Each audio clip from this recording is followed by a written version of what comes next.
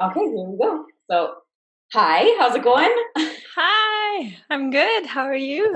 Doing well, thank you. I'm super excited to connect. Today is a super, super, super special episode of the podcast because it's also a live stream. So it's also going to be up on YouTube, which is super nerve-wracking, but really, really, really exciting. I'm really happy to be here connecting with you. And this has been kind of a long time coming because we've been friends for like a year now. Like, that's Yeah. super exciting to be able to do this together. Yeah, I'm really looking forward to our conversation and I'm so happy that you invited me. It's Oh, my first interview in English, so that is, it's a bit nerve-wracking for me as well in that regard. it's my first interview in English. So that's perfect. We're so okay. So why don't we start off by you telling us a little bit about yourself? Okay. So I'm Sanda Skoro. I live in a beautiful pocket-sized country next to Italy called Slovenia. I'm originally from Bosnia though. I'm also a podcaster, but my podcast is in Slovene, so I won't even mention it here because I know that your listeners won't be able to understand. And my I don't know, it's really hard to describe yourself sometimes. Yeah, Um, it is. I'm a geek regarding all things how life works and how the universe works. I'm really excited about like figuring out like the laws of the universe and life and everything. Like if I do this, what will happen? How will my reality change and everything? And I'm always like, I don't know, I'm washing the dishes and just kind of putting things together in my head and like having aha moments for myself. And I have this innate ability, I think, to just kind of see where people get stuck and how they can get unstuck. So that translates to me being a life coach, but I really don't like the label. Wow. Yes, yes, yes, And yes. I think most life coaches don't like the label. I feel that. I really, really do. I really do. Not a wonderful label. I agree. Yeah, and that's like it's like saying you're human. Like there's so much variety in that label, like everyone's so different. So anyway, um what I'm most passionate about is, like I said, figuring out how things work for myself and then also helping others.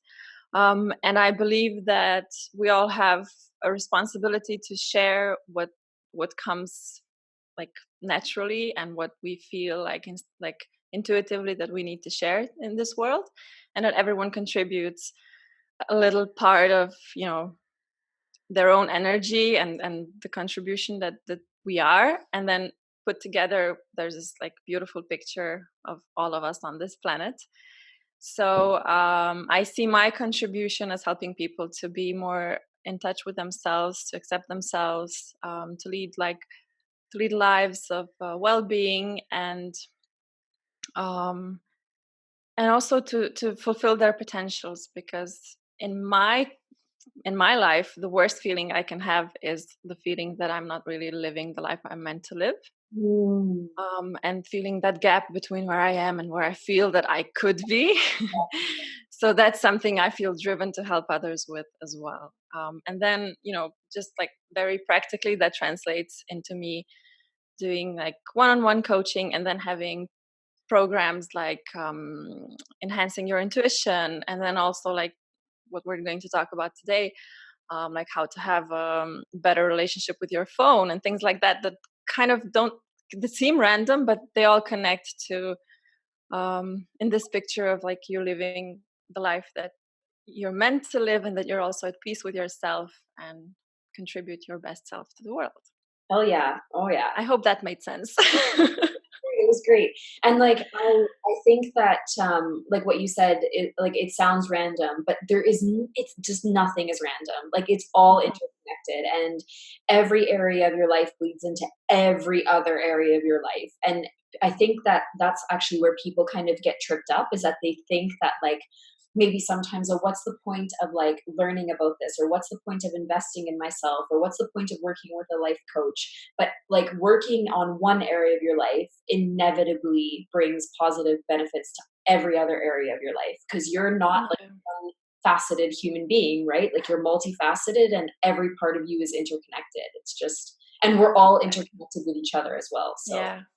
yeah. Exactly. So yeah, I love that. Like also my first experiences with coaching, like being a client, were that I don't know, I started off with like, oh, I have this one tiny little problem that's bugging me with this person. And then it turned out, whoa, this connects to my biggest fear. And cleaning that up like liberated me in ways that I didn't even know were possible. So yeah, Is that's that part of how you got started as a coach, was being a client first? yeah. I had this medical condition that just scared me. It was nothing serious, but they didn't really know.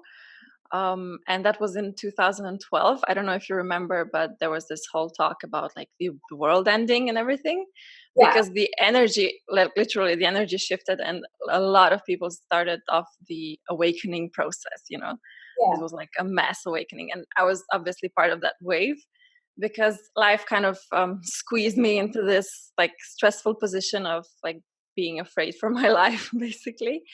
And it made me open up to the possibility that the things beyond our senses exist. Mhm. Because before that, I was very analytical, very left brain. I was raised to believe in science and nothing else. Although I always had this feeling that there was more.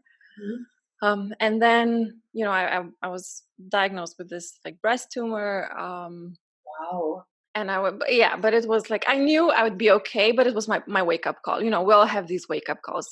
Sometimes it's a breakup, sometimes it's a disease, or it's, I don't know, someone close to you dying or something, Mhm. tragic or at least shocking happens, so that you kind of crack enough to let in the light. And that happened for me, and I was first introduced to NLP coaching. Really? And then I went on to study NLP because I found it fascinating. But I really moved on since then to like other things, and I also opened up to the possibility that there are these things called spirit guides and angels and all of it. Because I have a friend that I met in that year who channels these light beings, and I've learned so much about life because literally you can ask anything and get an answer. I did not expect this conversation to take this turn, but I love here it is, that. because I've been learning from this amazing medium. Like she's really like, she's not operating in English yet, but when she does, I'll let you know, because she's really like, she's world class. And yeah, I've learned so much about life. Like literally, you can ask anything, and get an answer. And it's what really guides my life, and how it's broadened my perspective so much. So yeah. I think it's really interesting that you said that, "Oh, it's funny that we ended up here, that you weren't expecting it to," but I actually think that it's exactly where we were meant to end up, because we're talking about, like, we're going to be talking about how to kind of have a more of a compassionate and, like, balanced relationship with your tech, and people use tech in order to connect and kind of like get that sort of feedback, and you're talking about a whole other channel, a whole other way of connecting and of getting Yeah, that has nothing to do with like being immersed in like whatever bullshit is coming through on Instagram or whatever in a exactly. minute, right? Like, and so it's really interesting because we do those things specifically because we want to get that kind of like dopamine hit. We want that kind of kick, and you're bringing up now such like a beautiful way to get that connection that's a lot healthier than Yeah, scrolling endlessly on social media. So yeah. yeah, yeah. Have you seen that meme on Facebook or wherever, where there's a picture of the forest and it says, "There's no Wi-Fi, but the connection is better." Yeah. Yeah. And I think that pretty much sums it up. And I think when we crave any type of connection, whether it's like scrolling on Facebook or calling a friend to chat, or just wanting to connect with others, I think what we're ultimately craving is to be connected to ourselves.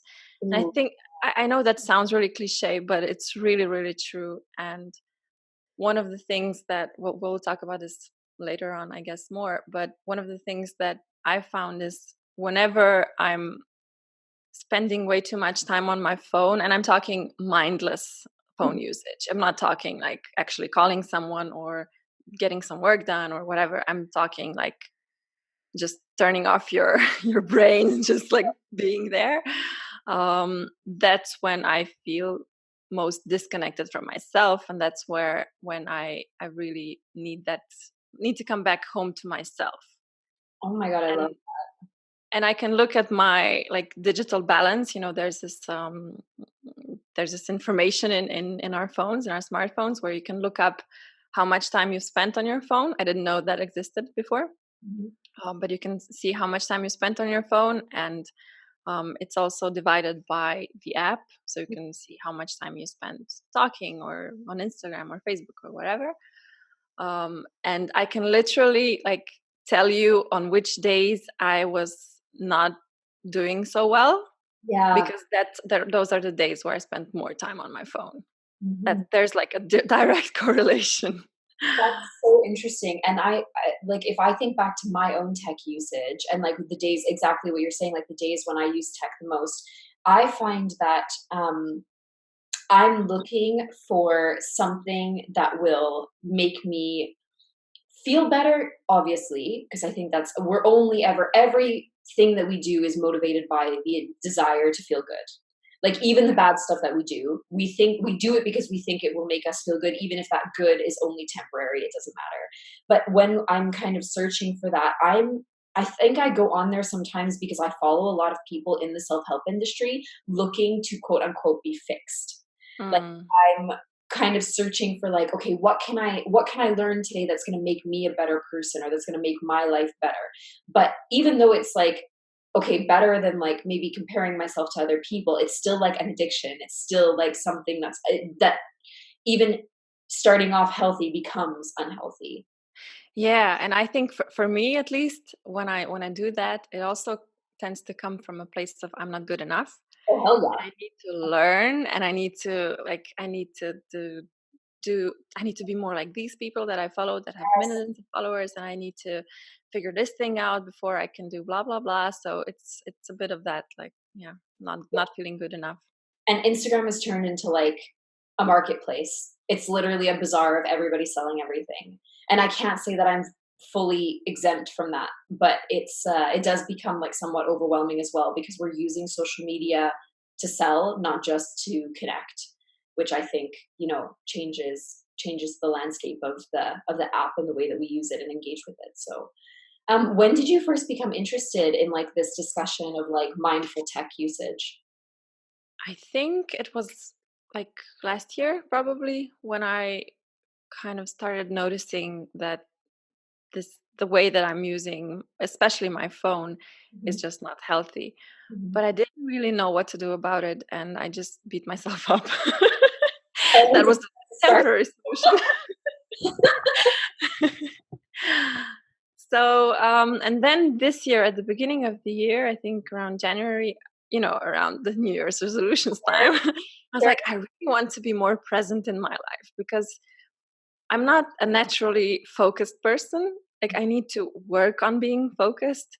And if I want to get anything done and, move the needle, I need to be focused and I need to be present. And I saw that my phone was this thing that was way out of my control. Basically, it's kind of, it's a what when they say, it's a good slave but a bad master. Okay.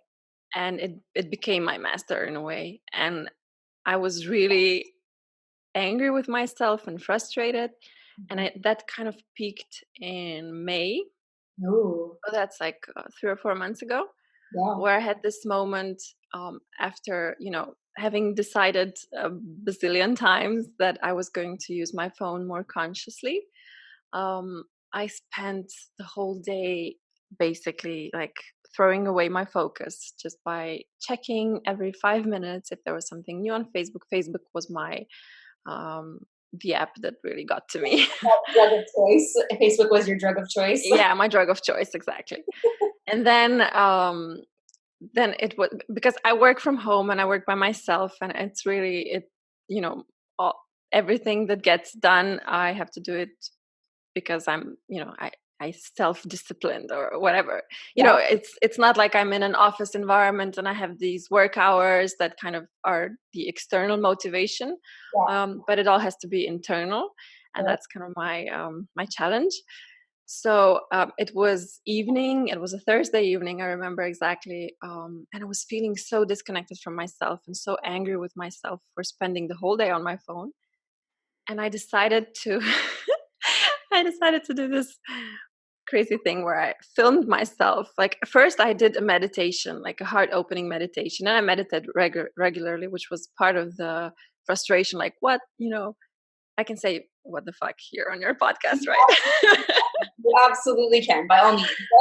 Yeah, I was like, what the fuck? Like you're this like you live a relatively conscious life. Like I try. I meditate regularly. I'm aware of myself. Why am I spending hours on this stupid device? Why is it stronger than me?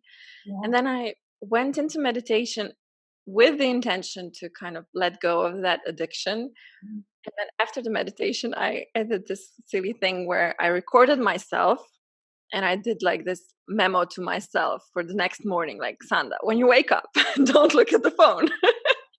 Instead, see what you want to do this day and la la la. And then the next thing I did was open Facebook.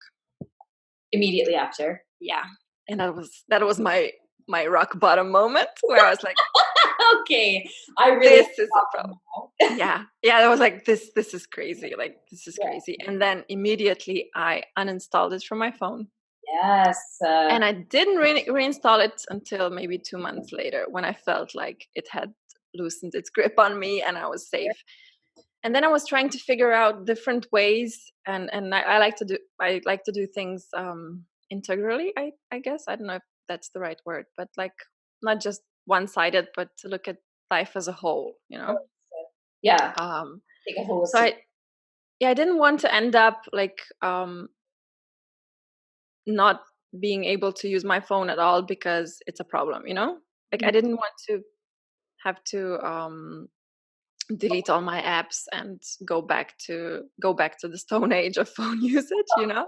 Of course. Yeah, I still wanted, I use it. It's good. Like there's good things that come from it, and I wanted to be able to use it and be free. Be mindful and actually be use it because I want to, not because I'm addicted to it. Yes. So I started thinking about like different approaches, and I started reading up on um, all these settings that you can set on your phone that like make it easier to not use it as much. And also I started to observe myself. And the first 3 or 4 days after I deleted Facebook, I uninstalled it from my phone. I had this tick where I Yeah. would pick up my phone every time I felt slightly bored or slightly unpleasant. It wasn't like my world was falling apart and I needed a distraction. It was like, oh, I'm cooking spaghetti and I'm waiting for the water to boil, and let's check Facebook. Yes. Like I'm. Oh yeah. You're guilty. I don't even know what to say to that. I really, really don't. But like it becomes a habit. Like it literally becomes like I pick up the phone and I don't even know the steps that I took to get to opening the app. Like, do you know what I mean? I just did it. It's like when Yeah. you drive, right? When you take that same road to work and you're like, holy shit. Like Yeah. Like you're here. 2 seconds ago, I was just getting into my car. How am I already at home? And you don't remember anything about the trip, and like nothing went wrong. But it's very much that it becomes like muscle memory where you just pick up the phone, touch it, go, and like you're like, holy shit! I am Alice, and I'm so far down the rabbit hole. It's insane. Yeah. Yeah. Yeah, that shocked me. Like my fingers, my hand just had this movement, of like starting to scroll. I'm like, oh, I forget. I don't have Facebook on my phone anymore. And what I found interesting was I could always turn on my computer and go on Facebook and check the updates, but I didn't want to, because it's not that I want to go on Facebook and look at the updates. It's just a habit, and it's just an addiction Yes. because of the chemistry in our brains. And Yes. so yeah, I ended up like really talking about this a lot with my friends, and I ended up doing a workshop around this and explaining to people how they can establish a more healthier relationship to their phone. And I'm really passionate about this because the more I dug into this topic, the more I realized this is not trivial. This is not something that is a small vice, you Mhm. know? Yeah. This is not a guilty pleasure. No. This is destructive. This is so bad for our health, our lives, our relationships, our children. I Mhm. don't have children yet, but I read a few things about how children are really vulnerable to digital addiction. And it's crazy. Like they don't learn social skills. They don't have any, like, not any, but their emotional intelligence is lower. And you know Wow. they're and it's just because we're not even aware of the problem, of the scope of the problem. I think it's interesting too because I've read that it also affects imagination, where it like hinders people being able to like create things like or like come up with Yeah.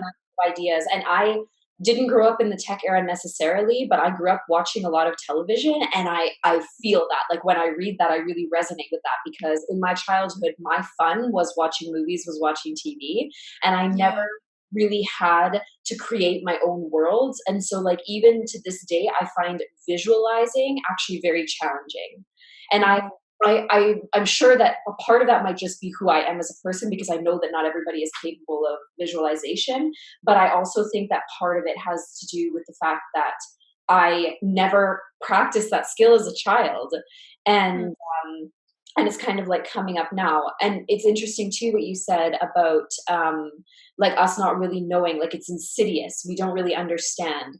And it's even more insidious because these products are literally created with the scope of attacking us in this kind of way. Like attacking might be a little Yeah. more, it might be a little bit too aggressive, but it's like that idea of like, no, it's being created specifically to make you addicted to it, to get Yeah. addicted so that you are spending your time on there. And then eventually, I mean, obviously, usually the ends to all of these is hopefully spending money. Money, exactly. Yeah, because all these really problematic apps like Facebook and Instagram and YouTube, um, whatever, like fill in the gap.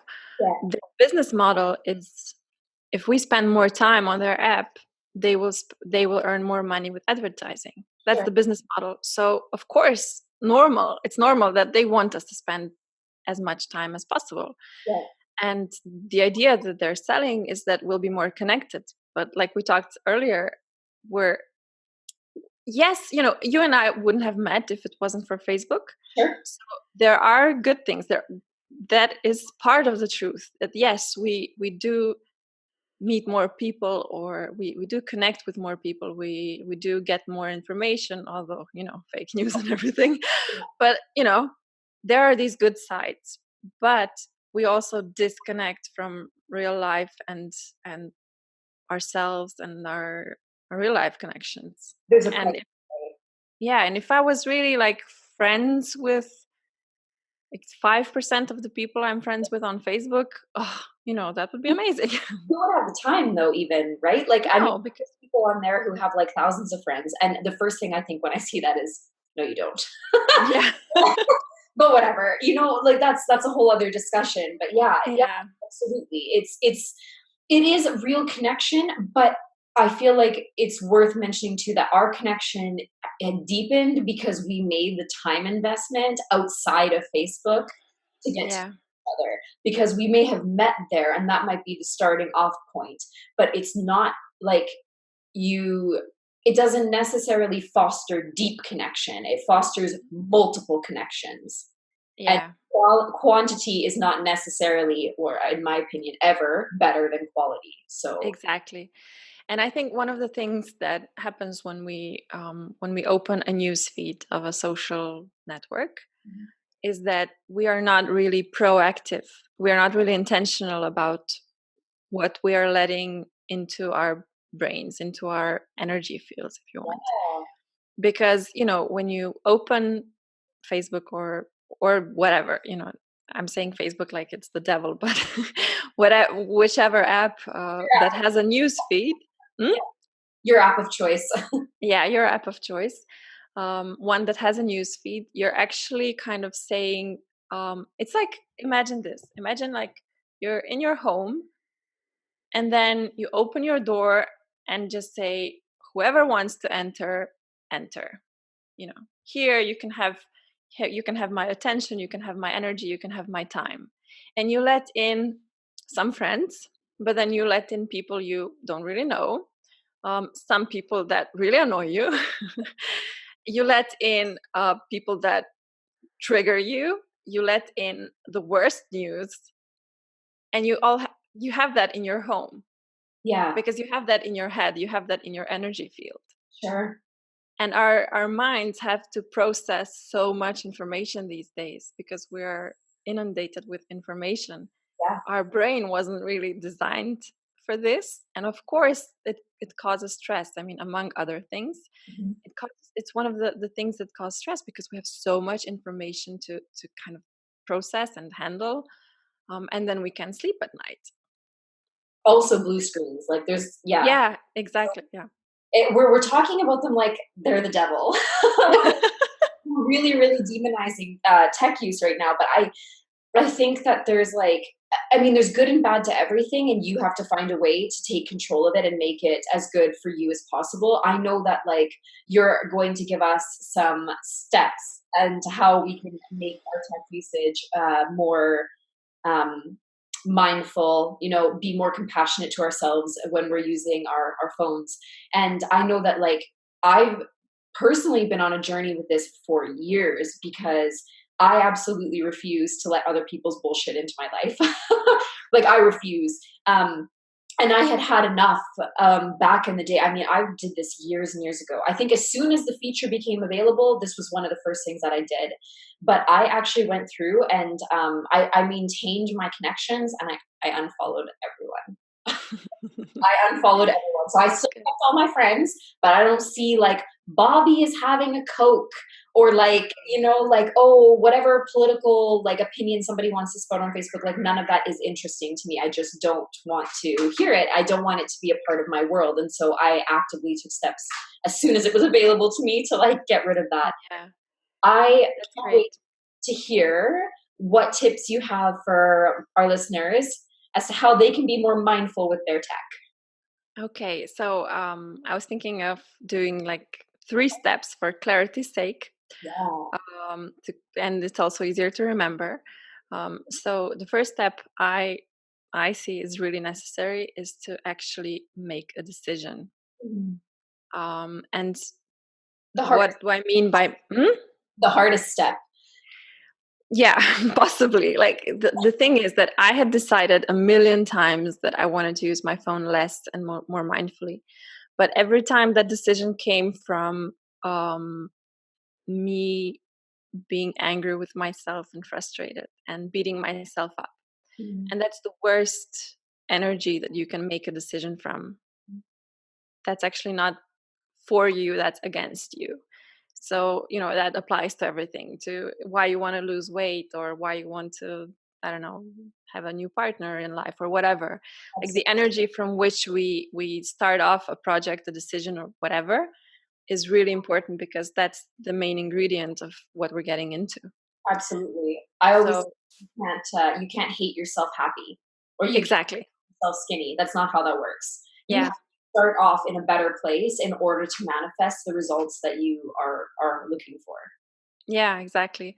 So, in order to make that decision and to really make it a big one and a conscious one and to make it stick, I think it's really important to realize that, um, like I said before, this isn't trivial. This is really, really important in our lives. This impacts the quality of our lives, our health, our relationships. Mhm. I can give you some interesting data that I found. One of the things that I found hilarious was that there was this research done at King's College London Okay. where they gave a group of people some texts and assignments related to those texts, and they interrupted them with emails and phone calls and messages. And I had to work on that text, but at the same time, they were interrupted. They had these distractions. And the study found that their IQ dropped by, I think, 10 points. I Wow. hope I'm not lying now. I think it's 10 points. And the funny thing is that I think another research found that if you smoke marijuana and if you're high on marijuana, your IQ drops by 4 points. So, Wow. not to encourage anyone to smoke marijuana, but distractions make you more stupid Wow. than being high. That's crazy. It is. I It's wouldn't like, have guessed that. hmm? I wouldn't have guessed that. No, That I mean it's would be, completely insane. yeah. And the thing is, we think that we can multitask and we can get all these things done, and it doesn't matter if we just check our phone for just 1 minute. But it really matters because it's been proven that developing focus can take up to 25 minutes, Wow. and people at the workplace get interrupted on average every 12 minutes. Wow. So that means we don't really work in a focused way at all. Mhm. Like on average, of course, there are exceptions, but like that's our reality nowadays. Yeah.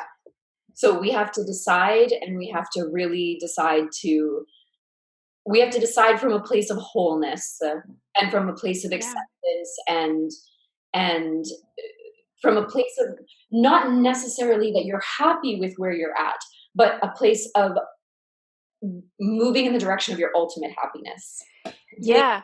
love yourself. I love myself so much that I want to use my tech mindfully, not Yeah. such a Yeah. shit for using my tech all Exactly. the time, and this has Yeah. to stop. So Yeah, and you have to so the first thing is you have to be aware that this is not trivial, that it's actually really important.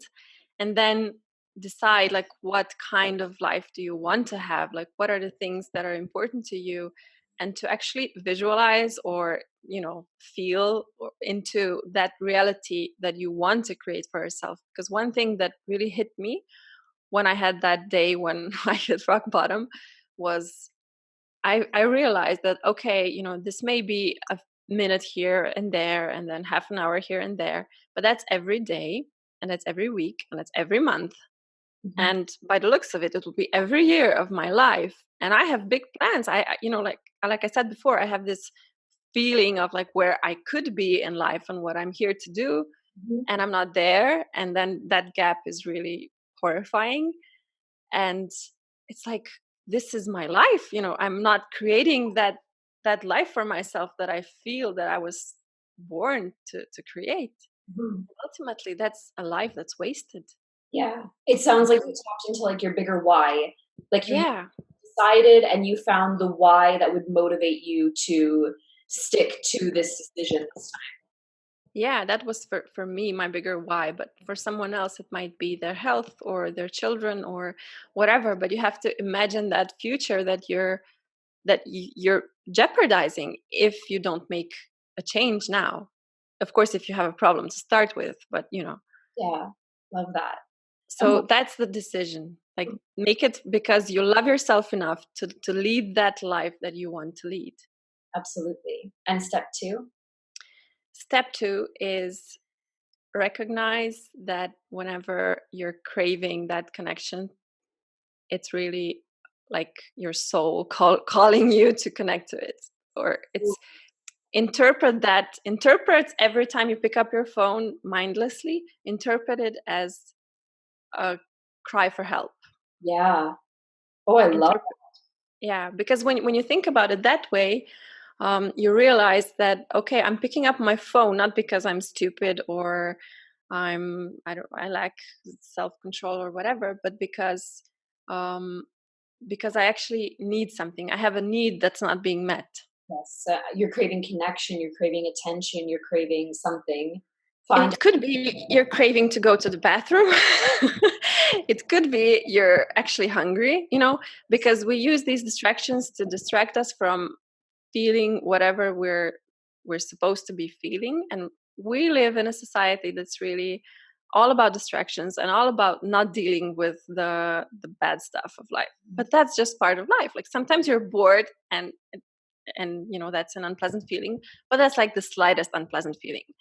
But then sometimes your heart is breaking, and you have huge worries that are occupying your mind, Mhm. but they need attention, because if we ignore them, they'll just get worse. So my suggestion is, interpret it as a sign that you need to give yourself some attention, and ask yourself this question: what do I need right now? Mhm. What do I need? Because it might be, I don't know, to breathe a little, or really to go to the bathroom, or eat, or to call someone and tell them what's on your mind. Mhm. Don't avoid life, because it will just keep knocking on your door, and it will just get worse. um, but face it. Absolutely, absolutely. Because you can't move forward when you're ignoring like a whole piece of your life, or pretending that this is like okay when you might feel like it's not. Do you know what I mean? Because I think we all have Yeah. those moments where we wake up from like when we come back from the rabbit hole, and we're Mm. like, holy shit, like how did I get here? Like you look, you become aware maybe that you're on like a certain page on Facebook, and you're like trying to like click backwards to like find out how you started to get to that point, and you're like 25, 30, an hour, whatever, down the line. Yeah. How did this happen? Yeah. Completely agree. And And it's super. I want to add here, because you mentioned that like moment of waking up. It's super important, and it's part of step two. To not beat yourself up about it. To be like, oh, okay, I'm okay. No reason to beat myself up about it. Just, I need something. What need is not being met? Let's take care of it. To approach yourself with love. yeah, and treat yourself like a human, because like I always say, I remember when I was teaching kids, I always said like, you're just a little person, you're just a little human, you're just a little human doing the best that you can. And like there's no Yeah. reason to get mad, because you wouldn't talk that way to your friend, you wouldn't talk that way to your children, so why are you talking that way to yourself, right? It's not, Exactly. you would never encourage somebody else by telling them like what a piece of crap they are, so why do we Yeah. do it to ourselves? Like it's ridiculous. Yeah. It is. So, okay, we've got decide Yeah. and recognize when you're in that cycle, and recognize why you want to like move out of that cycle, and what's step. Yes.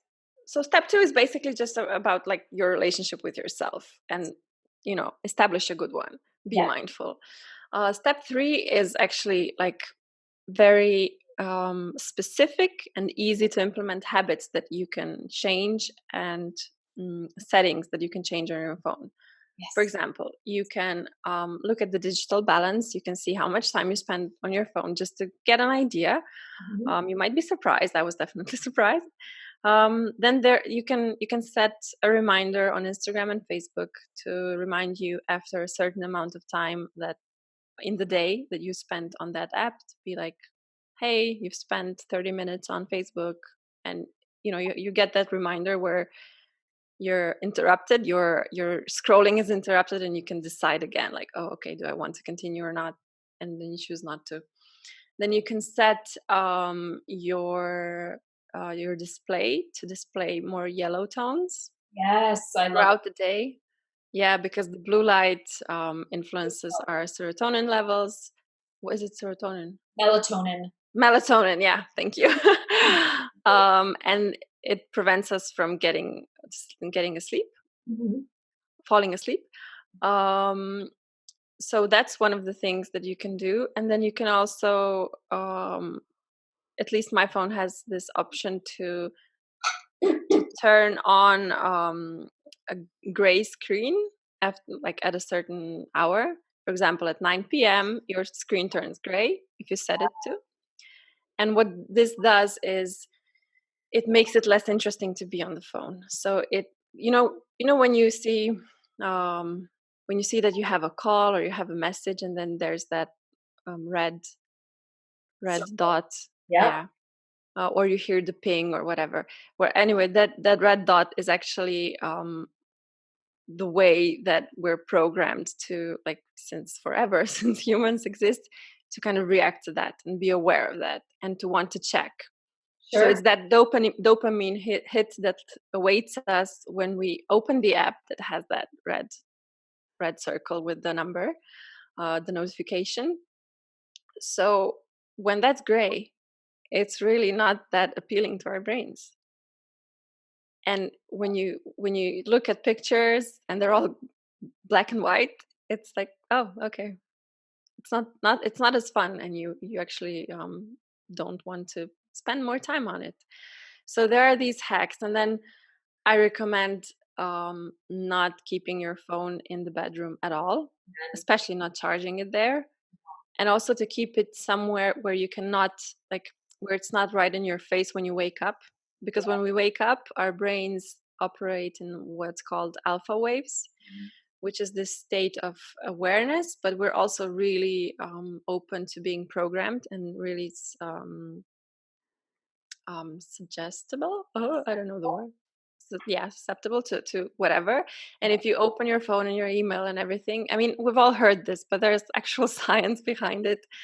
And you basically prepare yourself to have a shitty day because, and also to lose focus because Yes, you're not intentional. Like I said before, you're just kind of like, oh, whatever wants to come into my experience, you can come, and instead just try to think about what, if you're using your phone in the morning, try to think about what you can do instead that will support you, yeah, because we can't just take away something, we need to replace it with something better. So think about what rituals would actually support you in the morning, and at least try to spend hello, hi, I can hear you, you're good. sorry, I just, my screen was out, sorry. Try to spend at least an hour, living Yes. and yeah, Well, it's before also you look at the time of day that you're most connected to yourself, and that you're most connected, for those of us who are interested and open to this idea. But it's also the time of day that you're most able to connect to, like, your guides, to connect to your yeah, higher self, to get guidance and wisdom that has nothing to do with, like, some influencer selling you the latest lipstick. I mean, exactly, yeah, like, that's um yeah, it's the time of day that is most powerful for you to connect with yourself first. And so I totally support what you're saying, and I try to implement it in my own life. The only other thing I would say is that for those people who really are struggling or having trouble with their phone, like if you're in like a very sort of addictive relationship with your phone, maybe it's not necessarily about cutting it off cold turkey if you really mm, can't, because most people when they do that, they're doing like a detox, and they're doing a detox that's supervised and supported by somebody else. Like, when do you hear about people going to rehab and just being like left alone in a room to like deal with their demons on their own? They're not. They're being followed by professionals, people who are yeah, helping this. So if you're in the throes of this kind of like tech or social media or whatever addiction, it's about, you kind of mentioned it, but it's about crowding. So kind of like, it's like that's a diet term where you like add more good stuff so there's less hmm, bad. Like using that kind of technique to like make it so it's a little bit easier. You start adding more rituals and more routine and more sacred space into your morning, and start crowding out the use of tech to begin, at least, if it's if going cold turkey is something that's not totally yeah, possible. yeah. And I don't recommend going cold turkey because we can't. Like, we actually use our phones so much. Like if you want to get from A to B, you probably use navigation app or something. There's so many things we you use phone calls and everything. So it's not like drugs or alcohol or even like sugar or something that you can just not keep in your house and then not be tempted. Sure. It's something that's going to be a part of our lives unless we want to really like change the way we live in a very extreme way. Yeah. So that's why I was at the beginning like, I want to be able to have the Facebook app on my phone and not be on it all the time. I want that freedom, and that takes some self discipline. And I don't really like the word self discipline because I think it implies that we can do so much with willpower. We Yes. have like, I don't know if you agree, but we have this. I think we have this like fantasy idea that willpower is super strong and we can do anything with it. We can't. Well, Like, studies are literally showing the opposite now, that you have like a willpower limit, and every decision yeah, you make, every time you exert willpower, you basically like empty your tank for the yeah, day, and then you have to like kind of sleep or like whatever to recharge it in order to yeah, get it. It's like literally like a willpower battery. Again, every time you exactly. willpower, you like use a little bit of it. Absolutely. No. Yeah. And every time you resist looking at your phone after it beeped, you spend a little willpower. Yeah. So I think like that's why self-care is really important in terms of like getting enough sleep and food and everything, because it will actually keep you on higher levels of willpower, but also to realize that willpower is not the end and the beginning of this. There, like we talked before, like there are all these ways that our brains are programmed to be addicted to this. So I think we can cut ourselves some slack and just say like, okay, so this is kind of, the stacks are against me, so what can I do to undo that programming? And that's why I suggest these the settings, changing the settings on your phone and things like that. And also one thing I forgot to mention is, um, if you can, try to have, not if you can, but just decide and do it. Everyone can have have some kind of mindfulness practice, or do some kind of meditation, especially if it's something that helps you with focus and being present in the present moment, Mhm. because that will actually be the thing that saves you from having to wake up after half an hour of scrolling, but Yes. actually to not even go into it. And what I do now, for example, is I decide to spend 10 minutes on Facebook, and I go on Facebook and I look at what I want to see, and then I go, I close the app. So it's deliberate. It's not like, and when, of course, I have bad days, and sometimes I will still, I will not want to face something in my life, and I'll be depleted and whatever, and I spend time on Instagram or whatever. But then, I remember and I forgive myself quickly, and I just put it away, and ask myself, what do I need now? And okay, that's what I need. And And then so you go, it's not a thing about like, please, dear fellow perfectionists, please don't beat yourself up. Like, this yes, is this is a marathon. It's not like a that's quick, yeah, a sprint, because there will be good days and there will be bad days, and just forgive yourself for the bad ones and just keep going. a little human. Forgive Yeah, you, just a little human, doing the best you can. exactly. So Yeah. before I ask you our last question, I would love for you to just recap your steps one more time really quickly. Okay, so make a decision, a conscious decision for what you want in your life. Yes. Second step, build your relationship with yourself. Realize that your phone usage is a reflection of your relationship with yourself, and be kind to yourself. Yes. Ask yourself what you need when you find yourself scrolling.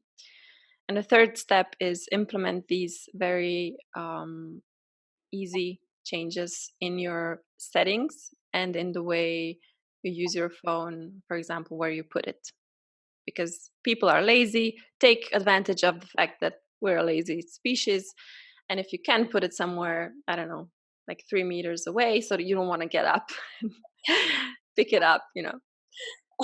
That's So those are the steps. And be kind to yourself above all. always be kind to yourself. That's like rule number one in life, not about tech usage. It's just like the golden rule. Be kind to yourself, be kind to others, love yourself, love others. I love that. So one of my last questions for you is kind of tying into the title of this podcast. So when I created this podcast, and when I created my company actually to begin with, I wanted it to be called Wild Free Well. And then I realized that that didn't necessarily make good sense and that I should change it to my name, but it means so much to me. I wanted to keep it. And so I want to ask all my interviewees, yes, interviewees, what does living wild free well mean to you? That's a really difficult question, actually. I had to give it some thought, and I can't say that I have like the perfect answer. But I don't know if you've been listening to or reading Brene Brown's work, Mhm. but she talked. I don't read her books, but I've listened to Yeah. her books. She talks about belonging, and the true belonging is belonging to yourself. And Ooh, yeah, that's something that, like, even like even if nobody agrees, even if like the whole world rejects you, but you feel that this is the way you are wired and that's what you want, that you belong to yourself, and that's what matters. yeah, So for me, I think that's been something that I've been thinking about a lot lately, and just like, what do I really want? Because I'm a total people pleaser. I mean, I'm in recovery. that's But good. like, I'm so used to meeting other people's expectations of me, and just like Mhm. inventing expectations of me and fulfilling them. um and really, it's about like living wild, free, and well. Is about having the guts to actually like discover what it is that you want, Yes. and then follow that, even if it means standing alone.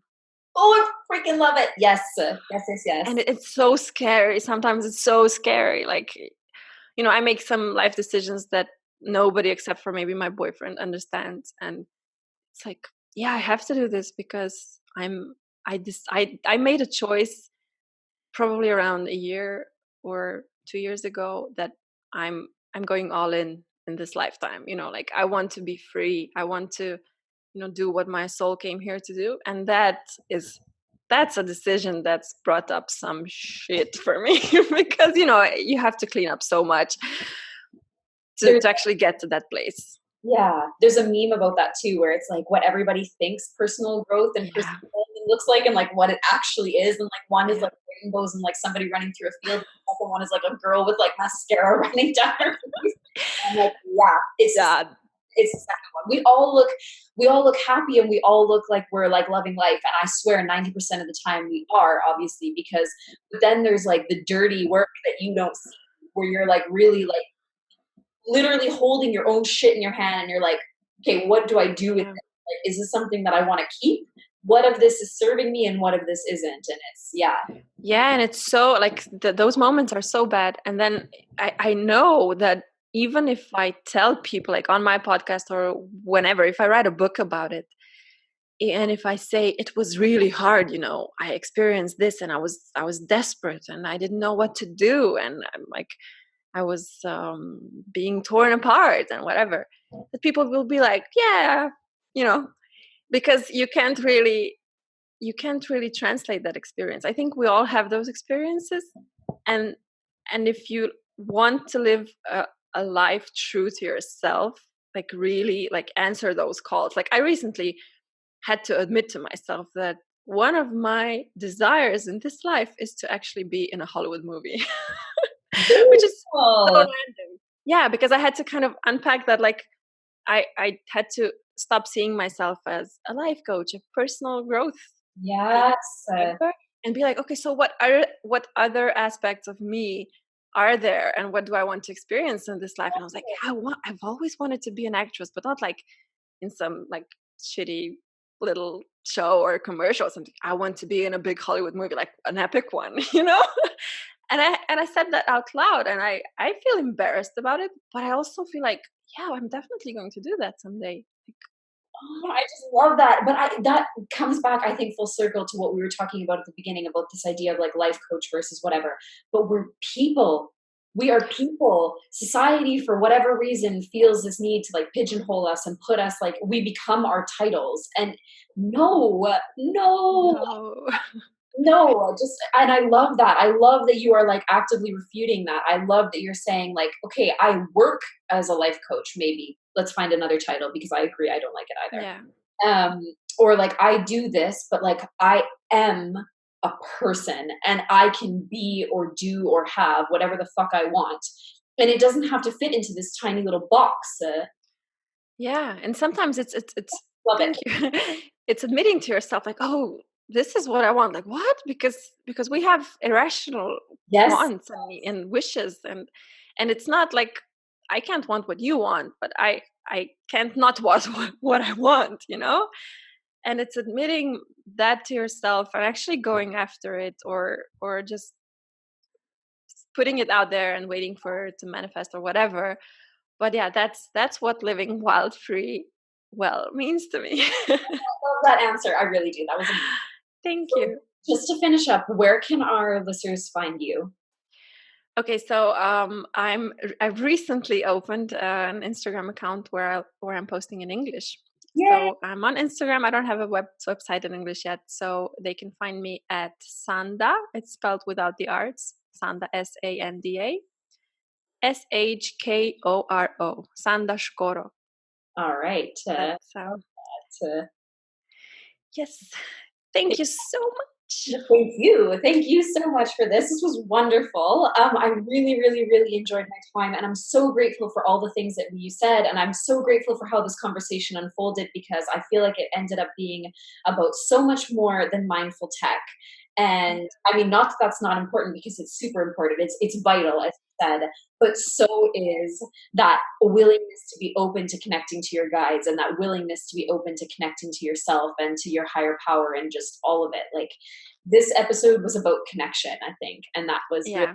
beautiful. So beautiful. I can't thank you enough for being here and for sharing your time and your wisdom with us. And I just, yes, thank you. Love it. Thank you so much. I really enjoyed it, and just I'm just so happy to be able to express this and share this with as many people as possible.